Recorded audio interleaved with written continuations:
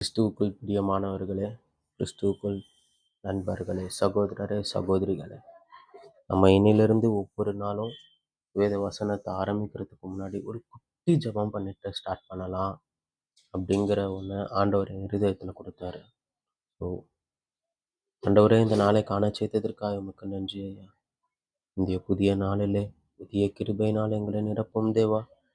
உடைய வேத வசனங்களை நாங்கள் வாசிக்கும் போது வாசிக்கிற எனக்கும் கேட்கிறவர்களுக்கும் கர்த்தாவே, இந்த வேதத்தின் மகத்துவங்களையும் ரகசியங்களையும் நீர் அருளி செய்யும் ஆண்டவரே. நீர் சொல்லாம உம்மை பற்றி நாங்கள் தெரிந்து கொள்ள முடியாதையா. நீர் வெளிப்படுத்தாம உம்முடைய வேதத்தின் ரகசியங்களை புரிந்து கொள்ள எங்களால் முடியாதையா.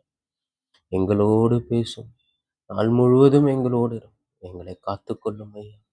உடைய சட்டை நிழலில் எங்களை மூடி மறைத்து கொண்டு நீர் வழிநடத்தும், பாதுகாத்துக்கொள்ளும். இயேசுவின் நாமத்தில் ஜெபிக்கிறேன் பிதாவே. ஆமேன், ஆமேன். லேவியராகமம் 11ஆம் அதிகாரம்.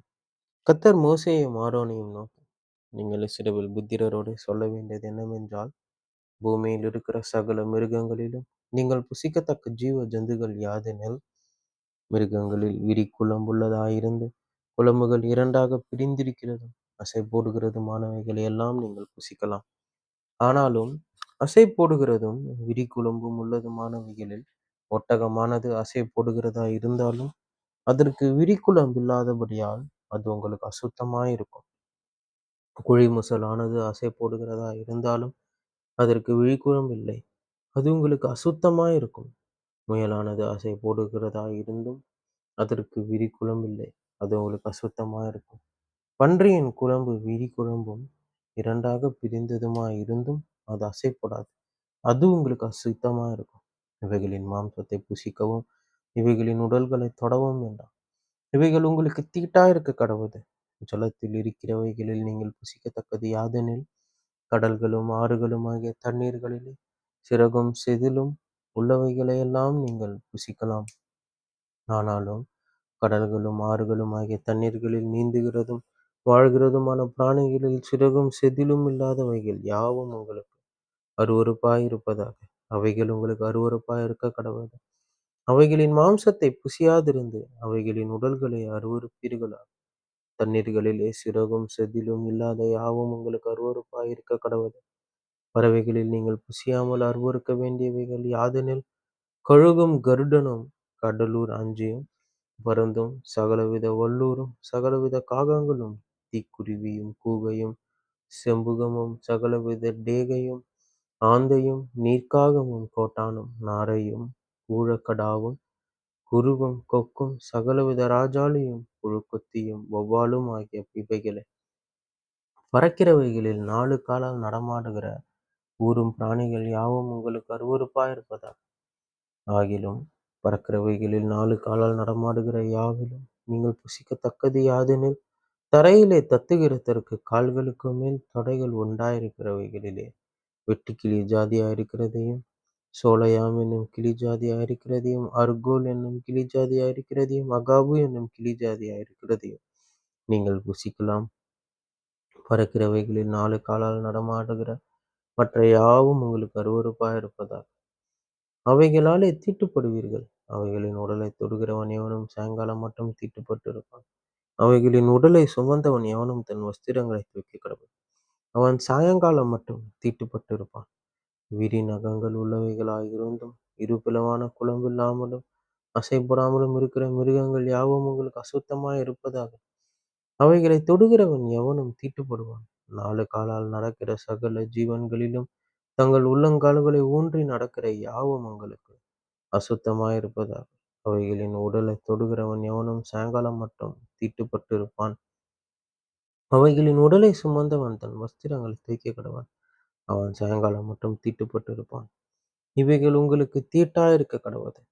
தரையில் ஊறுகிற பிராணிகளில் உங்களுக்கு அசுத்தமானவைகள் எவையெனில், பெருச்சாளியும் எலியும் சகல விதமான ஆமையும் உடும்பும் அழுங்கும் ஓணானும் வள்ளியும் பச்சந்தியும் ஆகிய இவைகள். சகல ஊரும் பிராணிகளிலும் இவைகள் உங்களுக்கு தீட்டாயிருக்க கடவுள். அவைகளில் செத்தது தொடுகிறவன் எவனும் சாயங்காலம் மட்டும் தீட்டுப்பட்டிருப்பான். அவைகளில் செத்தது ஒன்று யாதொன்றின் மேல் விழுந்தால் அது தீட்டுப்பட்டிருக்கும். அது மர பாத்திரமானாலும், வஸ்திரமானாலும், தோலானாலும், பையானாலும், வேலை செய்கிறதற்கேற்ற ஆயுதமானாலும், சாயங்காலம் மட்டும் தீட்டாயிருக்கும். அது தண்ணீரில் போடப்பட வேண்டும். அப்பொழுது சுத்தமாகும். அவைகளில் ஒன்று மண்பாண்டத்திற்குள் விழுந்தால் அதற்குள் இருக்கிற யாவும் தீட்டுப்பட்டிருக்கும். அதை உடைத்து போட வேண்டும். புசிக்கத்தக்க பூஜன பாத்திரத்தின் மேல் அந்த தண்ணீர் பட்டால் அது தீட்டாகும். குடிக்கத்தக்க எந்த மானமும் அப்படிப்பட்ட பாத்திரத்தினால் தீட்டாகும்.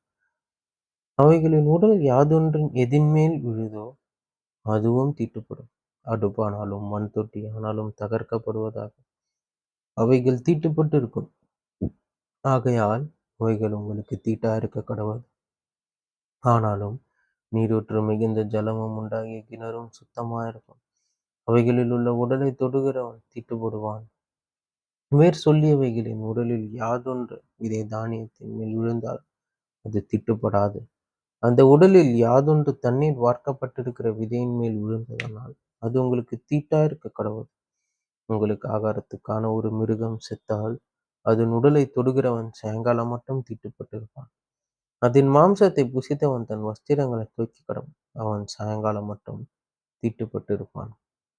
அதன் உடலை எடுத்து போனவனும் தன் வஸ்திரங்களை தூக்கி கடவன். அவனும் சாயங்காலம் மட்டும் தீட்டுப்பட்டிருப்பான். தரையில் ஊறுகிற பிராணிகள் எல்லாம் உங்களுக்கு அருவருப்பாய் இருக்க கடவுது. அவை புசிக்கப்படலாகாது. தரையில் ஊறுகிற சகல பிராணிகளிலும் வயிற்றினால் நகருகிறவைகளையும் 4 காலால் நடமாடுகிறவைகளையும் அநேகம் கால்கள் உள்ளவைகளும் புசியாதிருப்பீர்களாக. அவைகள் அருவருப்பானவைகள். ஊறுகிற எந்த பிராணிகளிலும் உங்கள் அருவருப்பாக்கிக் கொள்ளாமலும் அவைகளால் தீட்டுப்படாமலும் இருப்பீர்களாக. அவைகளாலே நீங்கள் தீட்டுப்படுவீர்கள். நான் உங்கள் தேவனாகிய கர்த்தர். நான் பரிசுத்தர்.